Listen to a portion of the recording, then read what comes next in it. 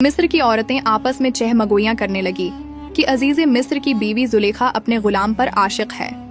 وہ عورتیں عزیز مصر کی بیوی زلیخا کو لان تان کرنے لگی کہ کوئی شخص اتنا بھی حسین کیسے ہو سکتا ہے کہ بادشاہ کی بیوی ایک غلام پر عاشق ہو جائے۔ عورتوں کے تانوں سے تنگ آ کر بالآخر ایک دن عزیز مصر کی بیوی نے اپنے محل میں شہر کی 40 عورتوں کی دعوت کا اہتمام کیا۔ عزیز مصر کی بیوی زلیخا نے عورتوں کے سامنے پھل رکھ دیے اور عورتوں سے کہا کہ وہ اپنی اپنی چھریوں سے پھل کاٹیں۔ جب عورتیں پھل کاٹ رہی تھی تو زلیخا نے حضرت یوسف علیہ السلام کو محل میں آنے کو کہا۔ جب حضرت یوسف علیہ السلام محل میں داخل ہوئے تو وہ عورتیں حضرت یوسف کا حسن دیکھ کر حیران رہ گئی۔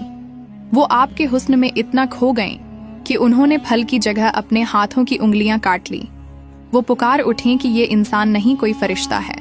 اس کے بعد شہر کی عورتیں بھی حضرت یوسف علیہ السلام پر اپنے عشق کے ڈورے ڈالنے لگی اور انہیں گناہ کی طرف مائل کرنے لگی۔ معاملے کی نزاکت کو سمجھتے ہوئے اور اپنی بدنامی سے بچنے کے لیے عزیز مصر نے حضرت یوسف علیہ السلام کو کچھ عرصے کے لیے جیل میں ڈال دیا۔ دوستو، یہ واقعہ ہے حضرت یوسف علیہ السلام اور عزیز مصر کی بیوی زلیخا کا، جس کا ذکر قرآن میں بھی آیا ہے۔ یہ حضرت یوسف علیہ السلام کا حسن تھا جو ان کے لیے آزمائش بن گیا۔ حضرت یوسف علیہ السلام حضرت یعقوب علیہ السلام کے بیٹے تھے اور اپنے بھائیوں کے ظلم کے بعد بازار مصر کے اندر بیچ دیے گئے۔ بازار مصر میں عزیز مصر نے ان کو خرید لیا اور اپنے محل میں لے آیا اور اپنی بیوی جس کا نام زلیخا تھا اس سے ان کی پرورش کرنے کو کہا۔ آپ زلیخا کی نگرانی میں پلے بڑھے اور جوان ہوئے۔ جب آپ پر جوانی کا شباب آیا تو آپ کے حسن میں مزید اضافہ ہو گیا۔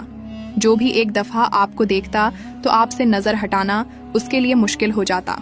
زلیخا حضرت یوسف علیہ السلام کے حسن سے مروب ہو کر آپ کے عشق میں مبتلا ہو گئی۔ ایک دن زلیخا نے حضرت یوسف علیہ السلام کو اپنی خواب گاہ میں بلا کر دروازے بند کر دیے اور اپنی حرام خواہش کا اظہار کیا۔ حضرت یوسف علیہ السلام نے اللہ کا نام لیا اور خوف کھاتے ہوئے دروازے کی طرف بھاگے۔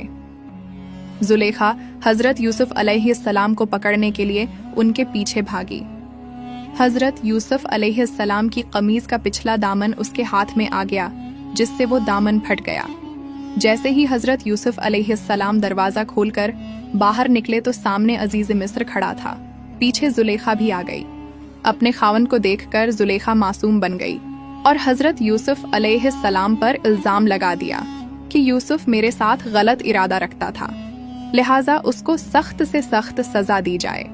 وہیں اللہ کی طرف سے ایک اور معجزہ سرزد ہو گیا کہ محل میں موجود ایک شیرخوار بچہ ماں کی گود میں بولنے لگا اور حضرت یوسف علیہ السلام کی پاک دامنی کی گواہی دینے لگا۔ بچے نے کہا کہ اگر یوسف کی قمیض آگے سے پھٹی ہے تو پھر یوسف گنہگار ہیں، اور اگر قمیض پیچھے سے پھٹی ہے تو پھر زلیخا گنہگار ہے۔ جب عزیز مصر نے یہ دیکھا کہ حضرت یوسف علیہ السلام کا کرتا پیچھے سے پھٹا ہے تو اس کو اس بات کا اندازہ ہو گیا کہ یوسف بے گناہ ہیں۔ پھر اس کے کچھ دن بعد عزیز مصر کے محل میں مصری عورتوں کے ہاتھوں کی انگلیاں کٹنے کا واقعہ ہوا تو عزیز مصر نے حضرت یوسف علیہ السلام کو کچھ عرصہ کے لیے جیل میں قید کر دیا۔ حضرت یوسف علیہ السلام کی زندگی سے جڑی مزید معلومات جاننے کے لیے ہمارے پیج کو فالو کریں۔ ملتے ہیں اگلی ویڈیو میں۔ اللہ حافظ۔